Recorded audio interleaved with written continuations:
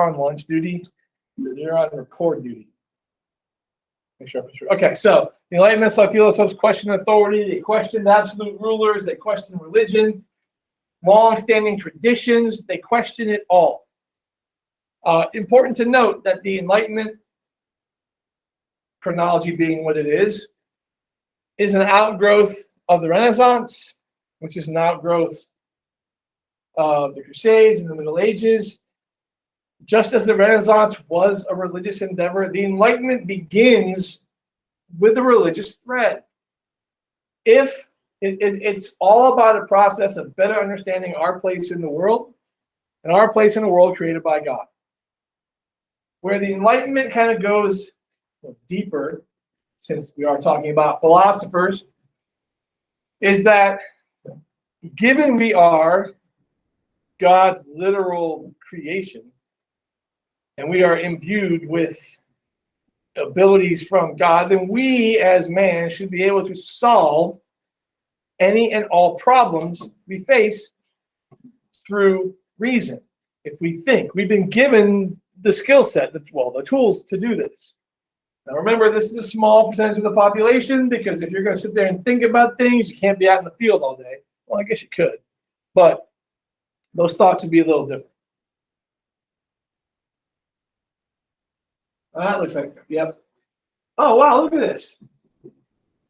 Hey, okay. Three things that lead to this sort of causation: the Renaissance and this idea of learning for learning's sake, scientific revolution, the idea of hypotheses and testing and trying to find answers that aren't just God wills it, and the Protestant Reformation, which one is a religious thing, and then it weakens the power of the Catholic Church. Weakens by, and you need to think about that. If you're a Catholic, the power of the Catholic Church probably isn't weakened. So what it's really weakening is the hold and the size and the numbers of people under the influence of Catholicism. But even if you convert, you're not going to unlearn, you're not going to forget the first part of your life. And so I think to say weaken the church, maybe, but initially, if you're still a Catholic, it's pretty strong. I was going to say, the other thing about the Reformation that matters is because of the greatest invention of all time and people reading and more people being literate, the Reformation and all these revolutions stem from this idea that I can interpret things for myself. Literacy had more of an impact on the Catholic Church. The Protestant Reformation is a byproduct of literacy and of the word being more approachable or accessible. No, not going to work that way. Okay. They believe that informed thinking should not be influenced by intolerance, bigotry, and superstition. They believed very, very lofty things. But as we know, living in 2021, there's a difference between ideology and when the hooves hit the road, because we're back there.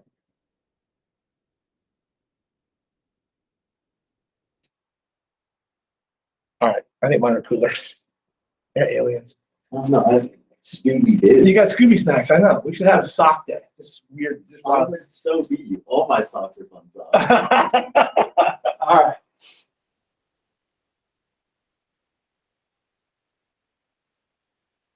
Many philosophers were deists.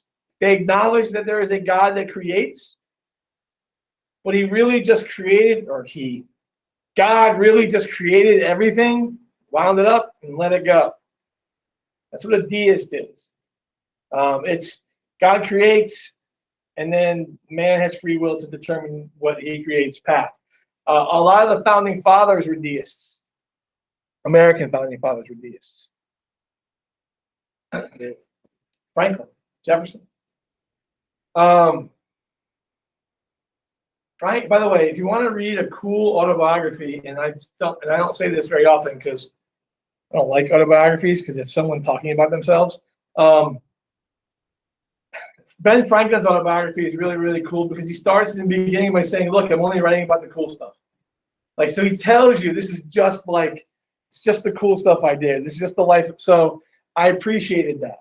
It's like Facebook, where people only post the great things their kids do. To believe in God is impossible. Not to believe in him is absurd. That's from Voltaire. Oh, by the way, there is a new discussion question. Posted it last night. Describe the historical circumstances that may have influenced Voltaire's ideas pertaining to religion. Ooh, contextualization.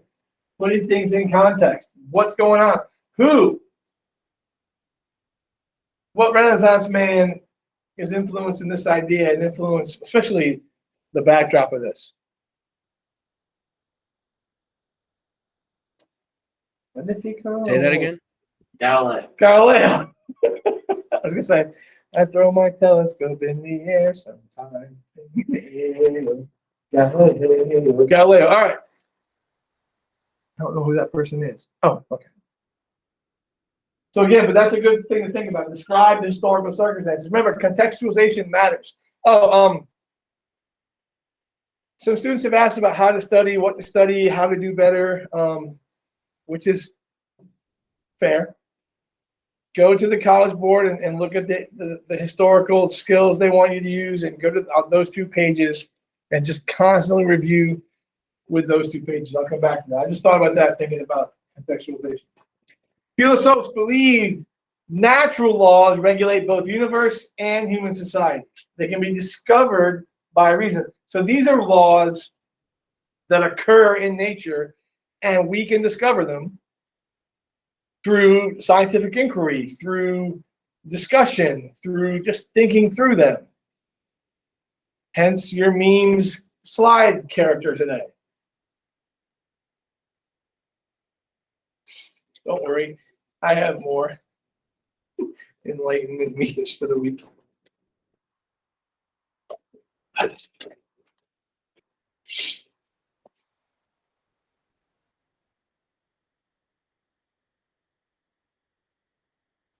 Be courageous and steady to the laws, and you cannot fail. Yes, Ben. Why do you call them philosophs and That's how not it's- philosophers? Because that's how it's spelled on the slides. But like, is that like an actual word? I've never seen that before. And this Okay. keeps my Google Doc keeps telling me that it's not a word. It's French. That's where philosopher comes from. Philosophe. See, tell Google to pack sand. All right. Grab some wood. What is a example of a natural law? What does that mean? Gravity. Laws Okay. that influence us, that are tied to nature, that we can research, and more will come up. But gravity is the easiest one. Inertia, things like that, which are all tied to the moon. The moon. Okay. Nice hat. Philosophers tried to expose social problems and propose reforms. So again, if we are capable of solving the world's problems through our minds and our collective works, then that means we can solve all problems. That means all people can benefit. Now, granted, these are people with time on their hands, and these are people who are educated and have the means, but the fact that they're thinking beyond themselves is a huge step when you look back at our history, till it's 1750-ish. So the ideas, the Enlightenment thought, these ideas of natural rights become accessible to everybody. In theory, that's the purpose, because all people, capital all, are imbued with these rights.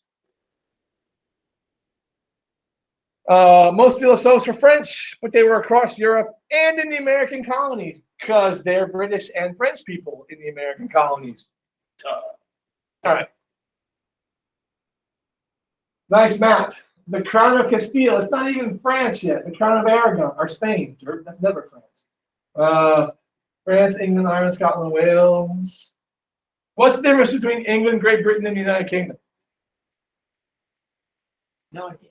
England is one country, and that's on the island of Britain. And then there's Wales, which is over here, and then Scotland. And then that makes up the island of Britain. And then the UK is all of that and Northern Ireland, which is just like a small Thank you very northern part much. of Ireland. Excellent. Thank you, thank you, thank you. Yeah, England is a country in and of itself. Great Britain is this island right here with England, Wales, and Scotland. The United Kingdom is England, Wales, Scotland, and then Northern Ireland, which is in the top there that you can't see because back then it's just Ireland. All right. Who's this guy? Very good. It's Calvin. It's Calvin's best friend. Stuffed tiger. Hobbes. Yes, the greatest comic strip ever. I think. Calvin, that's John. There he is. Thomas Hobbes wrote Leviathan. I had that book somewhere. I've never read it. I just like to say I haven't. Arguing that humans were selfish, violent, brutish is the word he used. And that the only thing that keeps human beings in line was an absolute ruler. That we need somebody to keep us in line because we're just boorish, common, lowbrow, selfish people. That's what Thomas Hobbes thought. Isn't it kind of flawed though? Because if people are like that, doesn't the ruler need to be a person? Yeah, but I yes, that's a very good point. The ruler does need to be a person, and it would be back then, unless it's Zootopia. But he's thinking that under that, his acknowledgement is that man is like this. So even though man is flawed, there's got to be somebody to keep men in line. And even if that person is like this, they just need to have one person to keep him in line.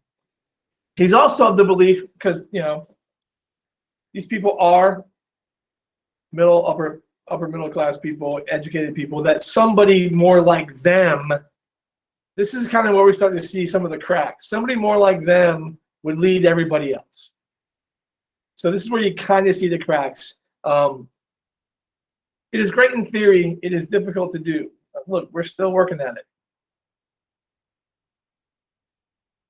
That's also ironic that he thought men were, anyway, never mind. Life was short, he lived to be 91. That's just one of his things. He talks about that. A society without absolutism, there would be no arts, no letters, no society, and which is worst of all, continual fear and danger of violent death, and the life of man, solitary, poor, nasty, brutish, and short. So without an absolute ruler, life would be short. So maybe he's right, because he lived to 91. So, I don't know. And again, the quote, this whole PowerPoint is on the agenda. Don't worry about the quotes. You can go back and find it if it matters. Just write Hobbes quote number 8, because it's slide 8. And it's 8. Okay. All right. Our next person. This is the antithesis. This is the yang to the yin that is Thomas Hobbes. John Locke, I know it's Locke, wrote the treatises on government, arguing humans had natural rights of life, liberty, and property, not the pursuit of happiness, property, which back then, if you own land, might lead to happiness. John Locke. All mankind being all equal and independent, no one ought to harm another in his life, health, liberty, or possessions. If we are all equal in a creationist sense and independent, then there's no reason to, well, basically covet anybody else's stuff. He also believed in the idea of tabula rasa, which is clean slate. Hopefully we'll get to that. We're all born with a clean slate in a society that shapes us. That persists to today. John Locke wrote that government must protect the rights of man. People had a right to overthrow an ineffective and abusive government. So John Locke is saying the purpose of government is to make sure that our natural rights are not impinged upon, like they are not messed with. We still have them. And we, as a citizenry, acknowledging that by having a government, we have to give up some rights. But by having a government, if we choose you, then if you're not fulfilling your duty to make sure our rights are maintained, we should have the power to overthrow you and find someone else who will, which is not in keeping with an absolute ruler. So this is a marked shift from previous times in history where man as an individual. The Renaissance was really just man realizing, ooh, I am an individual. I am a somebody. I'm more than just a farmer waiting to die for my reward. To wait, I'm a somebody and I can do something, and it's just a progression. We're not here to moralize good or bad. We're just stating it's a progression. Don't worry about this. So like they were around at the same time, right? Like they lived during the same time period. What was? Like did they ever meet? I don't know if they ever met. They're English and Scottish, so perhaps.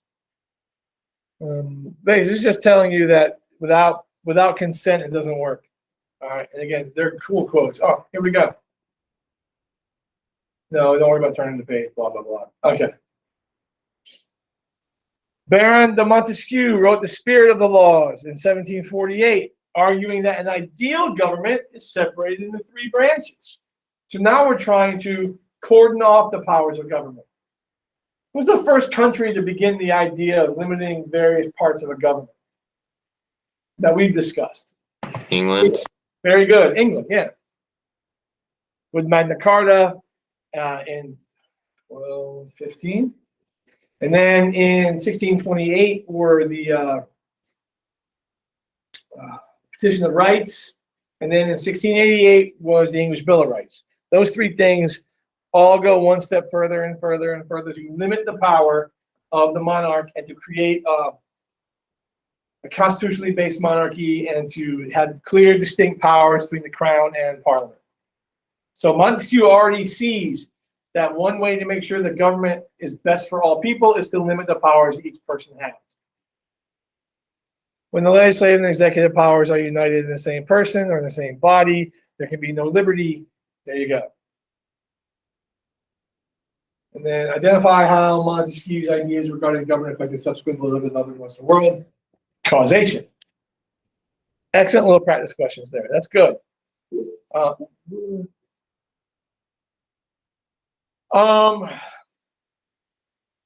That's it's okay.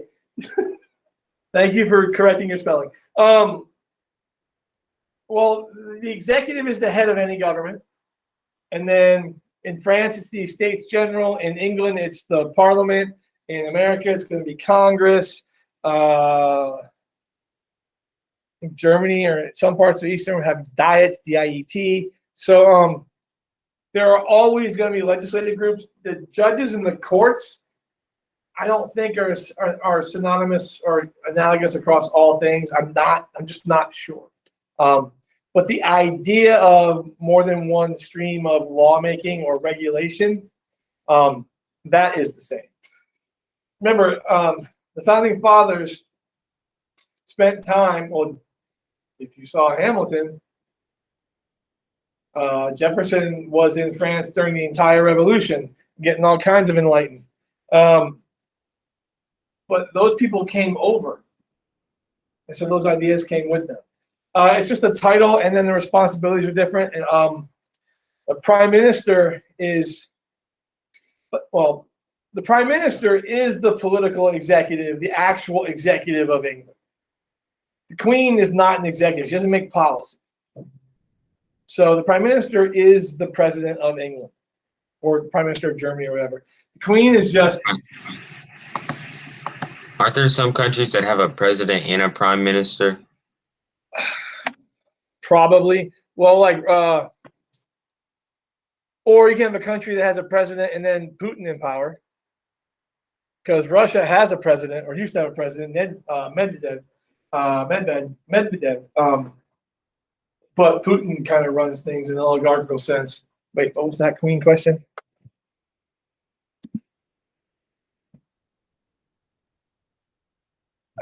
It's not publicity. I mean, it's tradition.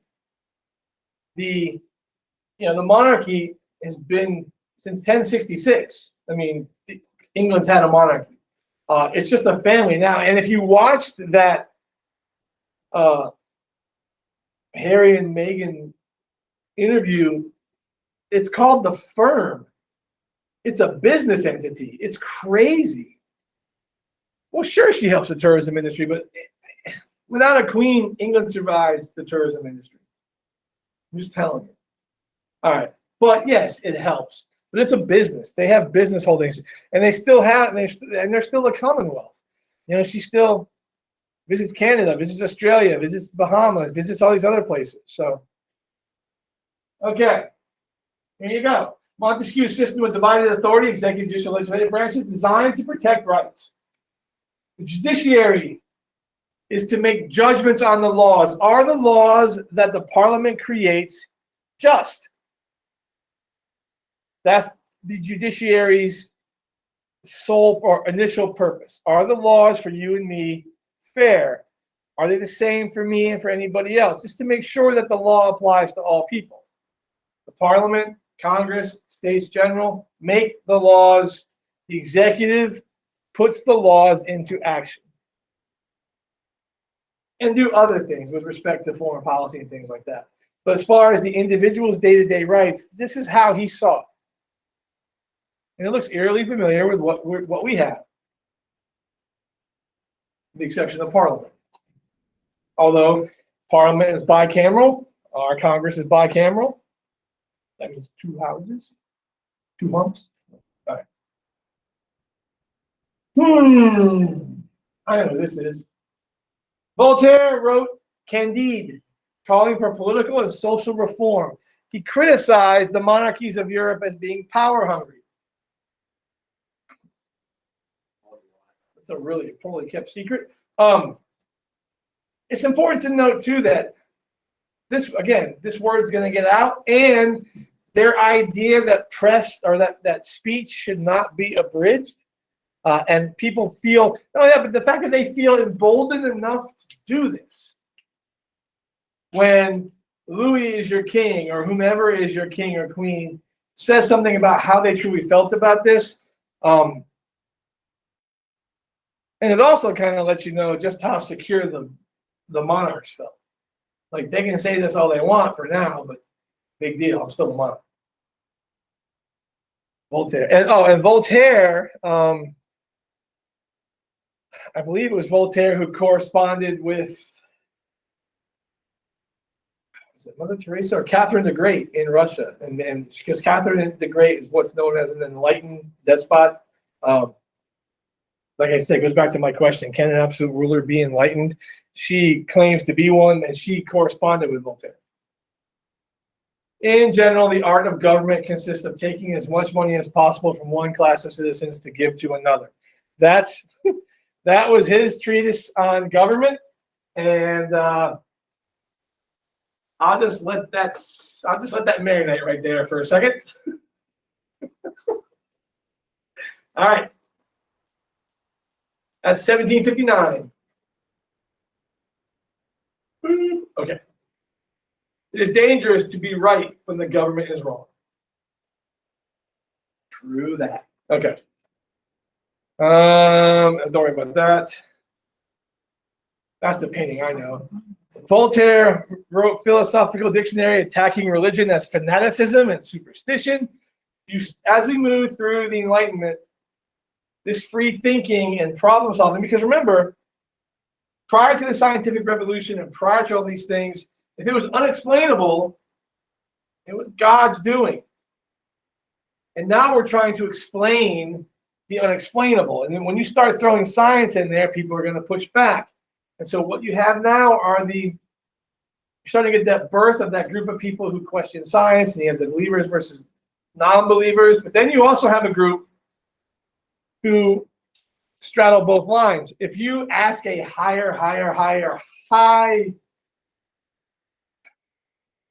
some high-thinking mathematicians, when you reach a point where you can't find an answer to something, you have to almost, and I had this conversation with some people when I was at school, some professors at school, that a lot of their friends had to grasp onto the idea of a higher power, if for no other reason than for their own sanity's sake, because they couldn't find an answer. Yeah. All right. If God did not exist, it would be necessary to invent him. Okay. That's an interesting quote. May have to remember that quote for discussion. All right. Christianity is the most ridiculous, most absurd, and bloody religion that has ever infected the world. That's Voltaire's words, not mine. And I find that interesting coming from someone in France. Then, I've always made one prayer to God, a very short one. My God, make our enemies very ridiculous. God has granted it to me. Okay. That's kind of fun. All right. Voltaire championed free speech and denounced government and church's use of censorship. No, that's just at a dinner. That's not what I was thinking of. During this time period also, and we'll get to it more next week when we get to the changing roles of women during this time period. Oh, no, after spring break.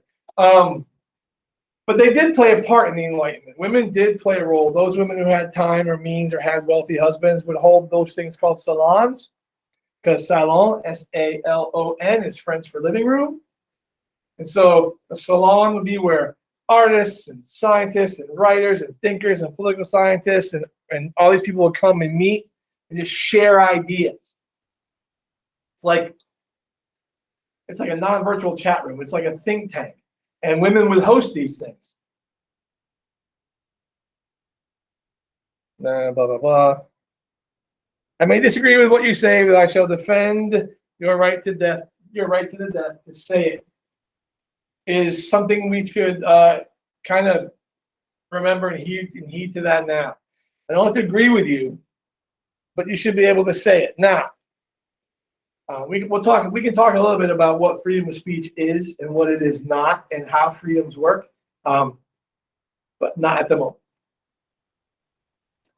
Think for yourselves and let others enjoy the privilege to do so too. There it is.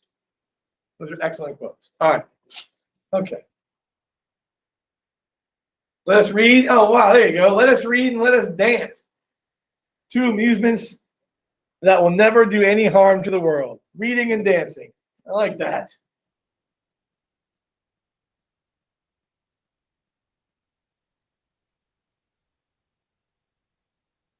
Anything too stupid to be said is sung. The wisdom of Voltaire. All right. I have to read. Okay. To see the world is not enough to be stupid. You must also be well-mannered. Common sense is not so common. I knew that one. Every man is guilty of all the good he did not do. I hate women because they always know where things are. That's funny. Judge a man by his questions rather than by his answers. Yes, yes, yes, yes, yes, yes. That should be in the back of my AP t-shirts for forever. It's not the answers you give, it's the questions you pose. Because good questions lead to better answers. By every successful man stands a surprised mother-in-law. Anyway, please don't write these down. Never argue at the dinner table, for the one who is not hungry always gets the best of the argument. No snowflake in an avalanche ever feels responsible. That's excellent. When it is a question of money, everybody is of the same religion. Okay. Look at that. We just plotted through a bunch of slides right there. It's pretty sweet. This is who's left? We've done Voltaire, we've done Locke, we've done Montesquieu, we've done Hobbes. Yeah, that's right. Jean-Jacques Rousseau presented his ideas on educating in Emile. A natural education should replace rigid schooling. What we're venturing into here, you'll see in American history, or in America in the 1800s, this is the idea of kind of like existentialist thinking. When you get to the 1800s, you start reading Hawthorne and Walt Whitman and those people. The idea that nothing is learned if not experienced.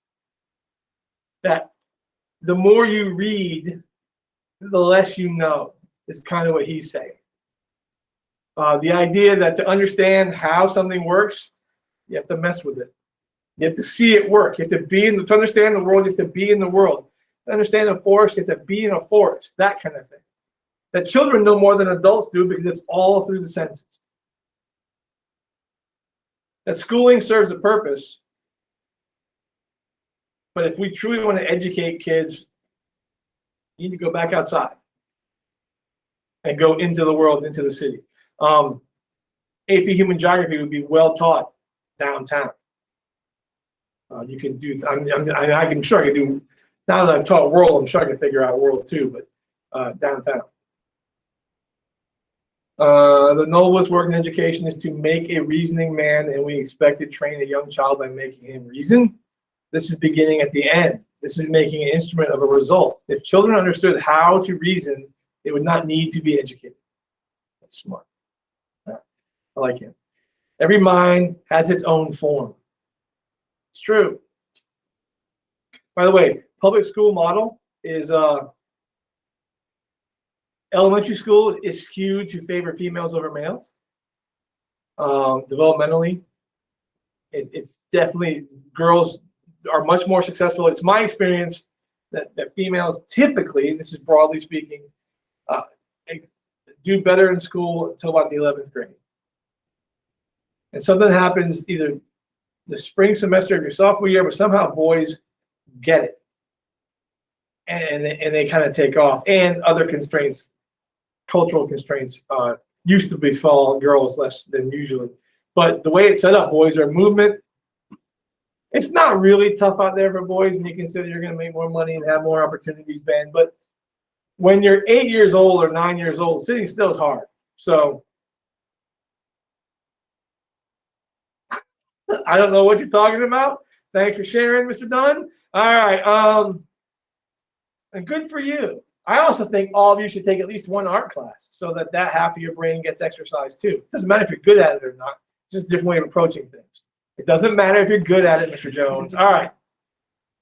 Oh, and then, I'm sorry. And then looking at change over time here, analyze one way in which Rousseau's ideas represent either a continuity or a change in Western culture. That's a good question. You have to remember those three questions, just so you know. Is this Diderot? Oh, no, this is the social contract discusses the role of government. Okay, yeah. So Rousseau believed the only reason that government works is because we allow it to work. We allow you to govern us. We understand that for you to keep us safe, for you to allow us for you to allow our life, liberty, and property to continue, we know we have to give up some freedoms, but in return, we know that the bulk of them will be left alone. We know that you'll keep us safe. And we know that the only reason you're our government is that we let you. And we've kind of lost that. In America, we're being told. And y'all need to fix this. Sorry. The boomers messed it up for you. I'm not a boomer. I'm an Xer. All right. And then blah, blah, blah, blah. Okay. Not unimportant, just long. Rousseau believed that rulers were servants of the people. Again, just like Locke, if they fail to carry out their responsibilities, remove them. I kind of misspoke. America has a revolution every 4 years. That's what elections are. It's a nonviolent change. Something's got to happen. Well, it'll swing back.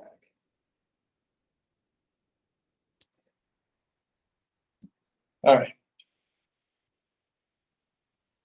And blah, blah, blah, blah, blah. Okay.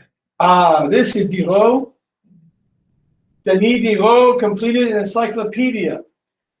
The most current thinking about science, math, art, government, like the first one, like its tomes, its volumes. Again, this is 1772. England has 3 years left in America before things start to go really south. But they are looking at all of these things. We're looking at how I shape my future, as opposed to unseen, unknown, non-earthly things, and me being a victim of my circumstances. The Enlightenment is the other way around. How can I take charge of my life? How can I take what I've been gifted and use it to fix things and help others to a lesser degree? So it's just it's a 300-year shift, so it's not like it's overnight. But considering where Western Europe was, it's a pretty big thing. It's also worth knowing that chances are there were other people in other parts of the world going through a type of thought process like this, not the actual Enlightenment. That's a Western European thing. Does not mean they're the only people thinking about how they're governed or not. And if they are, why? How are Muslim states or Asian states or South American states different? And South American states, less so, because they're all still Spain. It was 17 volumes, 11 volumes of illustrations, so 28 volumes, 18,000 pages, 75,000 entries, 20 million words. Try doing that without a printing press. Although he had to handwrite it. What's that? Probably. All right. Oh, wait, what was it? The goal of the encyclopedia is to assemble all knowledge scattered on the surface of the earth, to demonstrate the general system to the people with whom we live, and to transmit it to the people who will come after us. There you go. The information is here. Make it accessible to as many people as possible. It's the worst thing in the world if you're a king or a queen or anybody in power. An educated populace is a dangerous populace.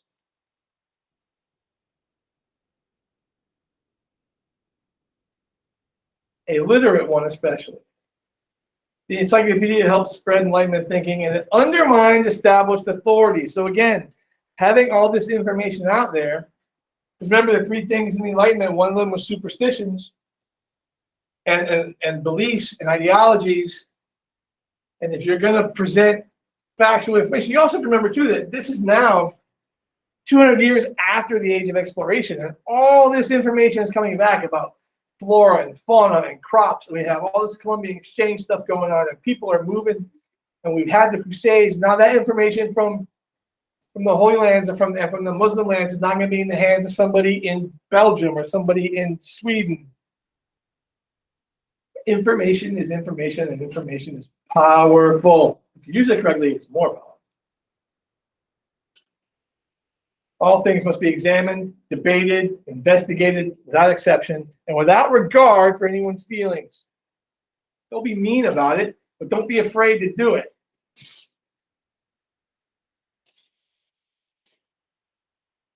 Thomas Paine wrote The Age of Reason, summarizing the Enlightenment's reliance on reason and free thinking. Now we're in the American colony, 1794. That's America. He wrote it when he's an American. Well, they are part of the world. This is world history. Yes, ma'am. Just leave him right back here. Thank you. It is from the Bible that man has learned cruelty, rapine, and murder, for the belief of a cruel God makes a cruel man. Interesting.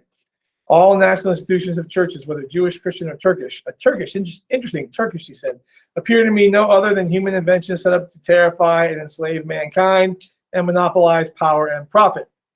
Obviously, not a holy man. And his opinion, because it's in quotes. Just so if any parents are walking by, they know that it's in quotes. Okay. It's like Turkish Muslim. Must be. Yeah, Turkish must be Muslim. Remember, by 1803, Jefferson is president, and he's dealing with the Muslim pirates off the Barbary Coast. That's our first sort of foreign policy issue with the Arab world. The Enlightenment ideas influence people to challenge social relations. What is suffrage? Right. Yes, the right to vote, the abolition of slavery, the end of serfdom. Again, it's for everyone, because going back to the beginning, everyone, even though these people are talking about how religion is a fallacy, it began on the precept that we're God's creation. So you can start to see the shift, but you all can't have value. And then, so you can also see where the challenge lies for the Enlightenment. Some European monarchs embraced enlightened despotism. Basically, use your absolute powers for good. So force people to be good. Be good or die. I don't know.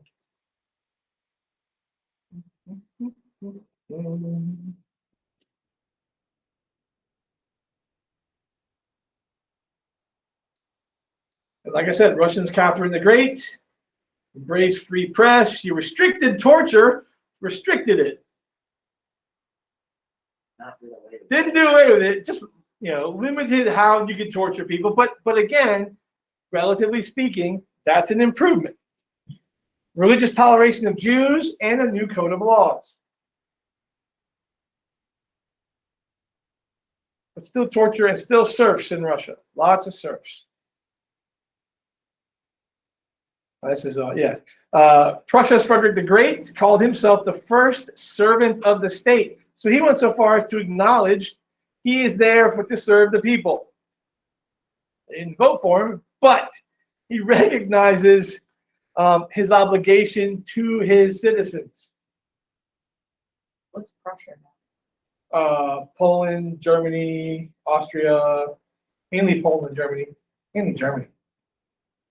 I must enlighten my people, cultivate their manners and morals, and make them as happy as human beings can be, or as happy as the means at my disposal permit. Very nice. He wrote to Voltaire. So again, these people are in correspondence, which helps ideas spread. Describe how the political views of Frederick the Great differ from those of Bossuet and Louis XIV. Well, Louis XIV would be sufficient. The Sun King would not see himself as a servant of the state. Yes, Ben. Who's Bossuet? Don't know. I'm not going to lie to you. Let's find out. Frederick introduced the potato, a new law code, ended torture, and allowed some religious tolerance, did not abolish serfdom. That's a tough nut, man.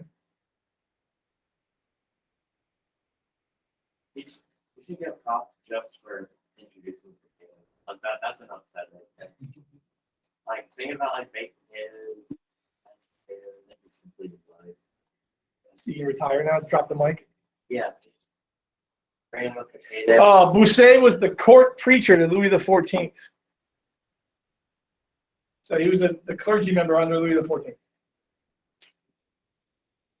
The Auschwitz and the windmill. I don't know. I tried. If I butchered that, my apologies to any German-speaking people.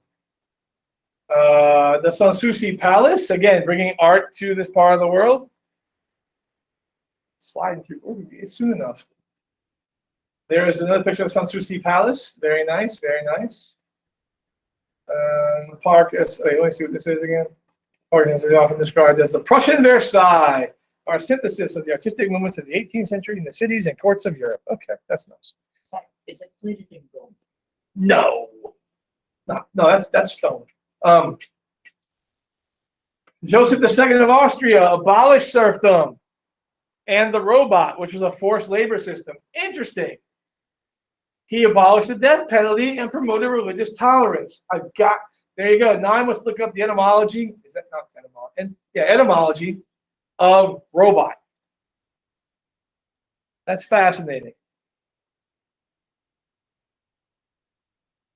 I've learned something every day in this class, and that totally joneses me. All right. Get the juice.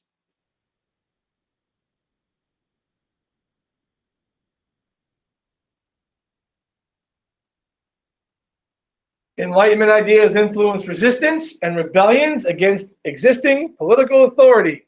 The American and French revolutions, and then others will follow their example. And we're good. That's tomorrow. All right. So tomorrow, pick up with the American Revolution. Wednesday, Thursday, and Friday is the French Revolution. and then we'll go from there.